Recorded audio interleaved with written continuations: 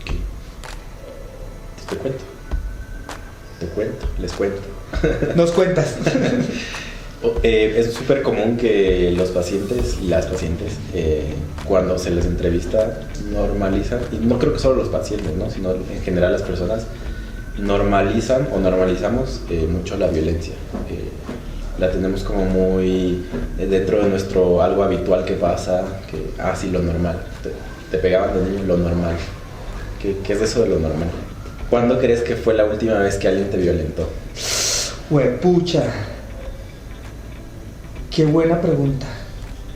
No sé qué violencia es más válida. Si la física, la psicológica, no sé qué tipos de violencia haya, o sea...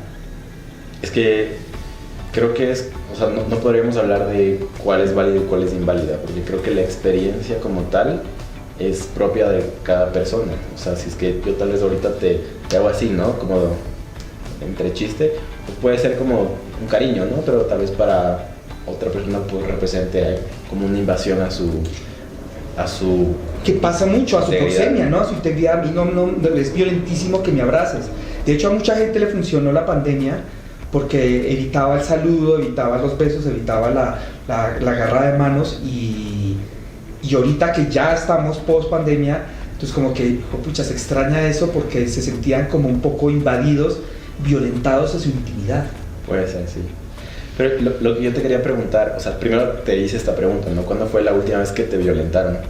Pero ahorita pensaba, ¿por qué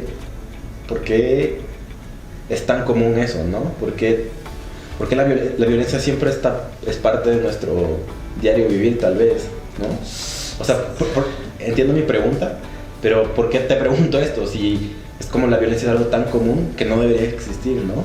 O sea... Sí, y ahí eso está muy, muy interesante porque justo me hiciste la pregunta de cuándo me sentí violentado y no para ti qué es violencia. Porque cuando a mí me hablan de violencia, yo inmediatamente me remonto a Colombia y toda mi adolescencia y toda mi adultez, o sea, la violencia de la guerrilla, la violencia del narco, la violencia de las bombas de Pablo Escobar, como algo muy evidente, como algo, exactamente, como los secuestros. Entonces, cada vez que hablamos a mí me hablan de violencia, entonces traigo en mí una canasta llena de cosas y obviamente de imágenes, de las cosas más horrorosas de las imágenes más horrorosas que tengo en mi vida fue cuando le pusieron un collar bomba a una señora. ¿Tuviste eso? En vivo. ¿Tuviste? Por las noticias. Ok. Entonces la estaban extorsionando la guerrilla y ella no pagó y le explotaron el collar bomba. Entonces, yo tenía 12 años, entonces ese nivel de violencia.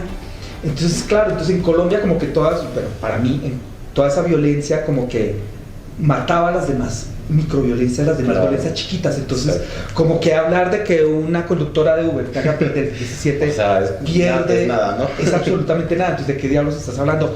Justamente creo que la experiencia es propia de cada individuo y no podemos invalidar o no podemos negar que existen violencias que al final nos afectan. O sea, obviamente hay violencias más fuertes, pero no dejan de afectar al ser humano. Y creo que dices algo súper importante y es, claro, como que a mí, yo siento que me educaron a que minimizo y normalizo un montón de violencias. Entonces hay un montón de actos que me hacen sentir herido, pero que no son tan válidos. Eso me recuerda, por ejemplo, anoche, otra experiencia, bueno, ahorita es la caja de Pandora.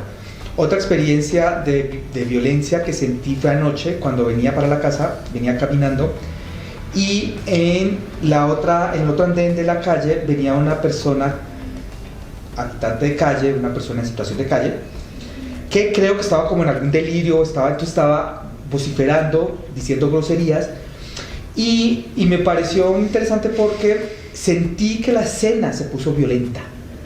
Porque él agredía a todos los transeúntes y como que no teníamos como herramientas para... Se ve que está alterado, o sea, algo le pasó, no está en sus cabales, pero volvió el ambiente muy, muy violento.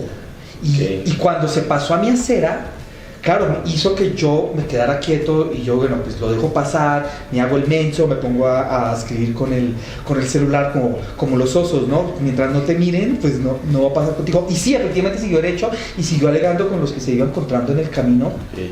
Y yo pensé, en algún momento alguien le puede responder. Claro. Pero yo te hago la contrapregunta.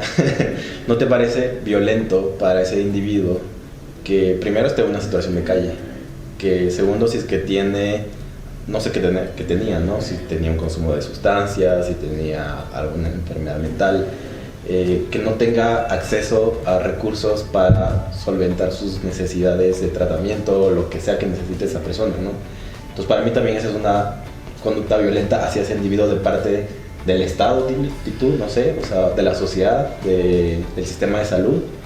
Entonces eso quiere decir que estamos en un sistema de violencia cíclica como un fractal.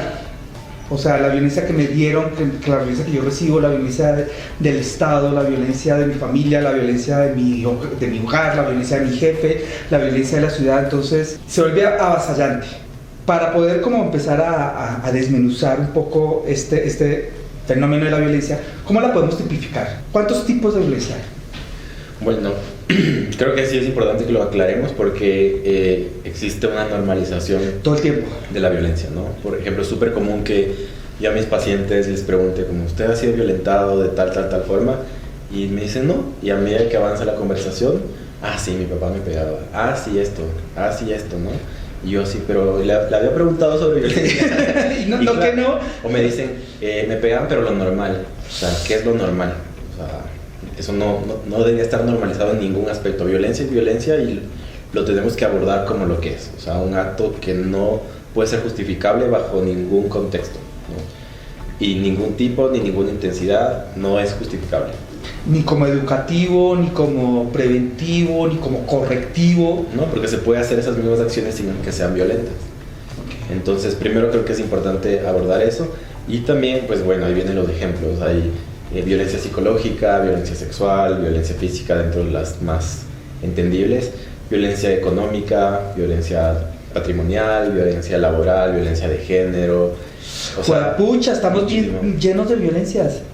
Inclusive a veces cosas que tal vez, por ejemplo, un padre que es negligente con sus hijos, ¿no? No es que le está haciendo algo directamente, más bien no está cumpliendo sus funciones como padre o madre. Eso es negligencia. O sea, ¿un padre ausente es violenta? Pues sí, o sea, de alguna manera sí. La negligencia, la ausencia es una forma de violencia. La sobreprotección es una forma de violencia. Entonces, la violencia es como muy... O sea, como decimos, ¿no? Es como este ciclo constante de cosas que a veces no nos damos cuenta, pero que se pueden camuflar de muchas cosas. Y creo que por eso es importante hablar de esto, porque o no la normalizamos o es parte de nuestra cultura, o, claro, sí. O no nos damos cuenta o lo justificamos como esto de decir, lo normal, me pegaban lo normal. No. Sí, lo merecía. O sea, le hice cara a mi papá, entonces me dio un cachetado, entonces porque lo merecía. Exacto. Y ¿cómo puedo yo saber si un acto es violento o no? Justo creo que hablar de esto es importante porque nos hace cuestionarnos qué son conductas violentas, y en ese cuestionamiento podemos analizar qué son las cosas que me hacen sentir mal, ¿no? Qué cosas me afectan.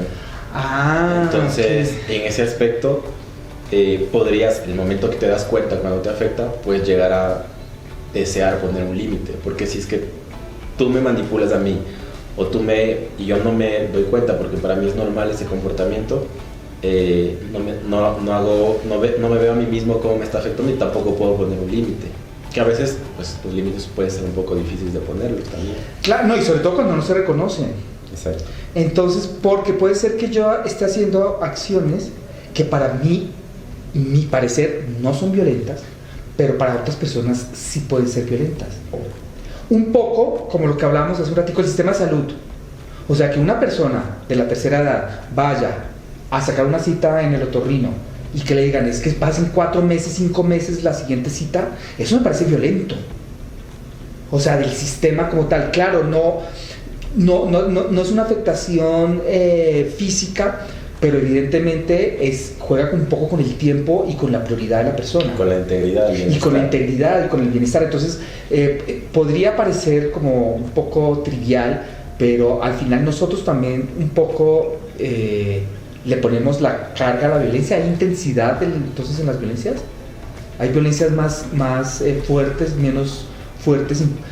¿Violencia sexual a una violencia psicológica, a una violencia económica? ¿Hay alguna prelación? ¿Existe como algún...? Sí, o sea, podemos determinar ciertos grados de intensidad, ¿no? O sea, por ejemplo, la exposición continua a ciertos grados de violencia, pues ya llega a ser como una violencia que le llamamos un trauma. Bueno, la violencia y el trauma van de la mano, ¿no?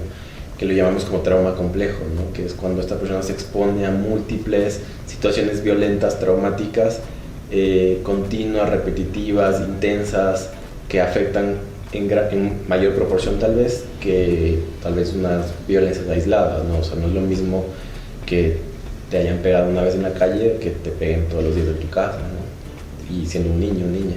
Fuertísimo. Creo que hay un tema que poco se habla y es esta normalización de la violencia, y es la violencia entre parejas. O sea, como que hay, bueno, el lenguaje y ellos se hablan así.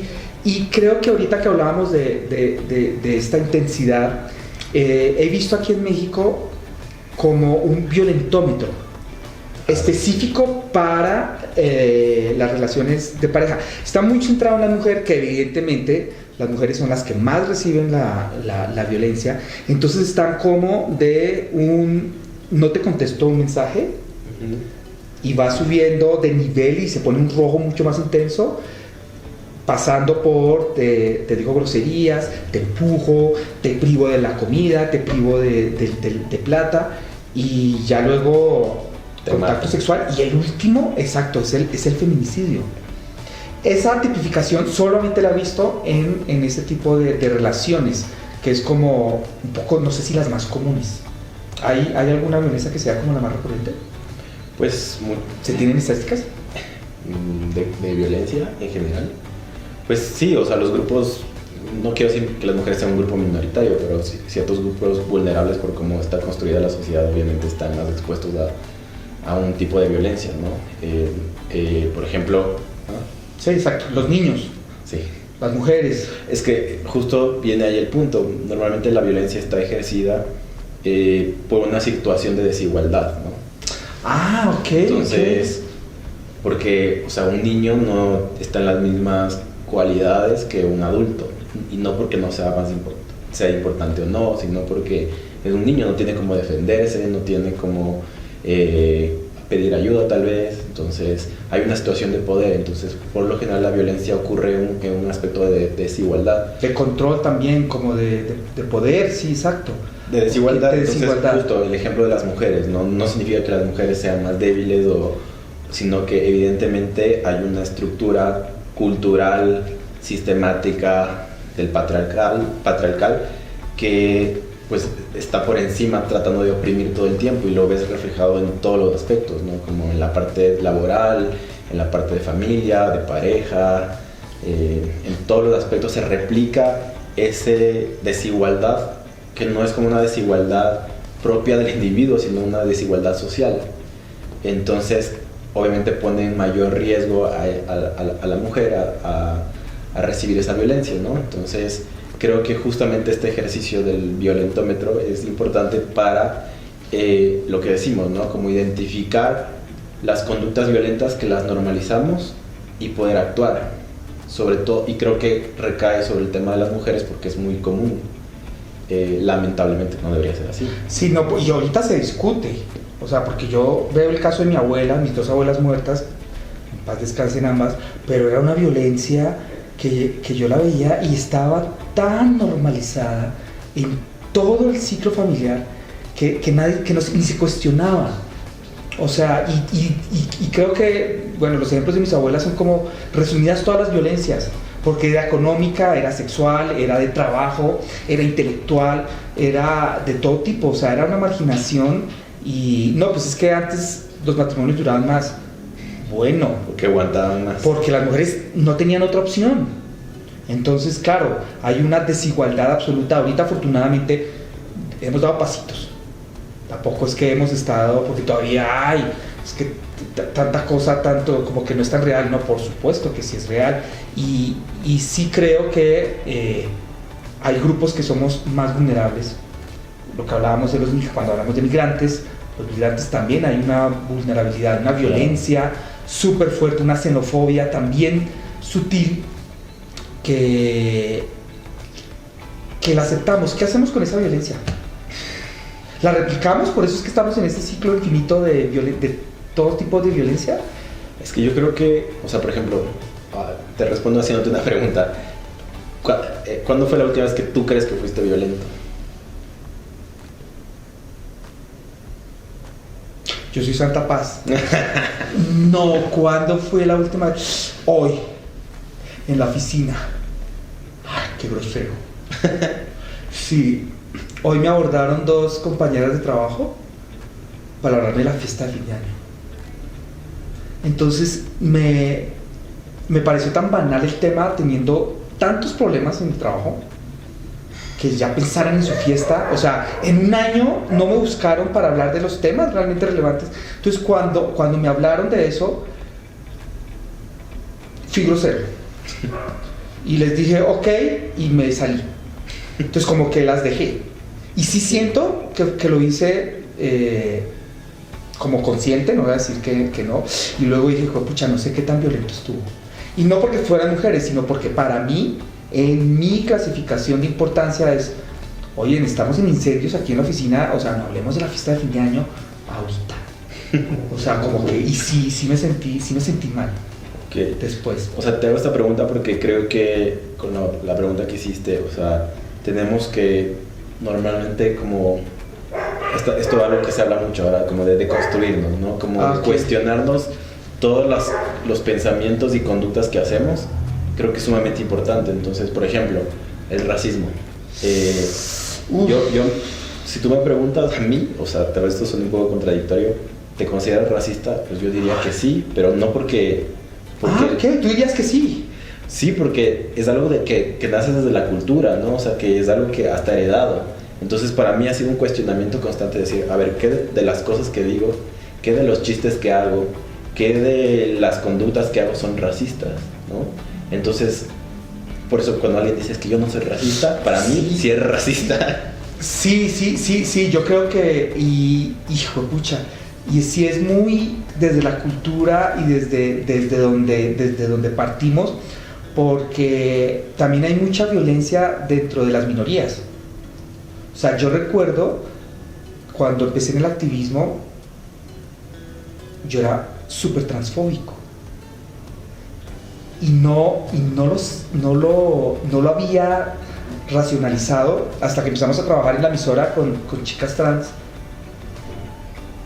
Y yo así como, ¿y por qué? Y démosles horarios distintos. Cuando me di cuenta del espejo y dije, ¡qué monstruo! y claro, entonces, y le puse más carga, oye, pues si tú estás en el activismo, ¿cómo vas a separar? O sea, y súper fuerte, y me costó un montón, o sea, no fue fácil. Y es un aprendizaje continuo, ¿no? O sea, por eso te digo, no te podría decir que si soy o no soy, porque sigo aprendiendo qué cosas de las que hago son racistas, no son clasistas, son machistas incluso. Esa naturalización de la que hablas de la violencia es que también naturalizamos esas discriminaciones. Exactamente. Entonces, si uno le pregunta a un montón de gente si es machista, te va a decir yo no. No. O cuando alguien dice, tú eres homofóbico, no, yo tengo amigos gays.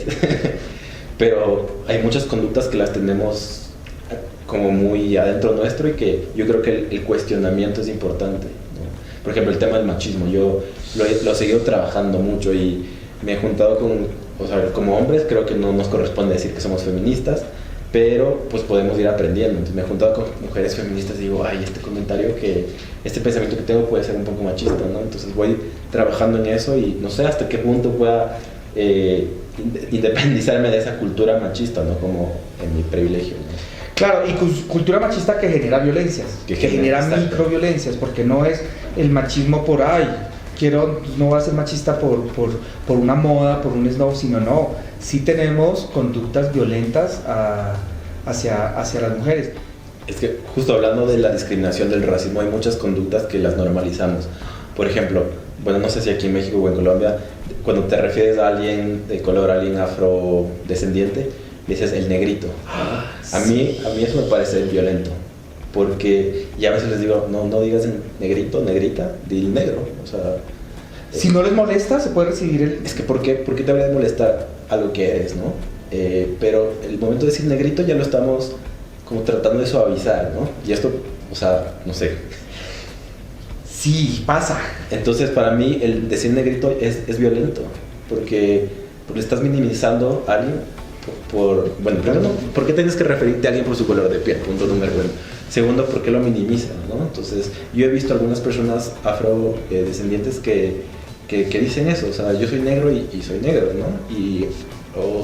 Uno debe referirse como personas de color o afro, lo que sea, pero estas palabras, estas conductas que a veces creemos que tal vez lo hacemos por cariño, ¿no? Ajá. Ha habido muchas personas que me dicen, no, es que es por cariño, es que me da mucha dulzura decir negrito, y es como, no, o sea, hay muchas conductas que las llevamos tal vez a lo positivo cuando en realidad no son. Otro ejemplo puede ser la sobreprotección.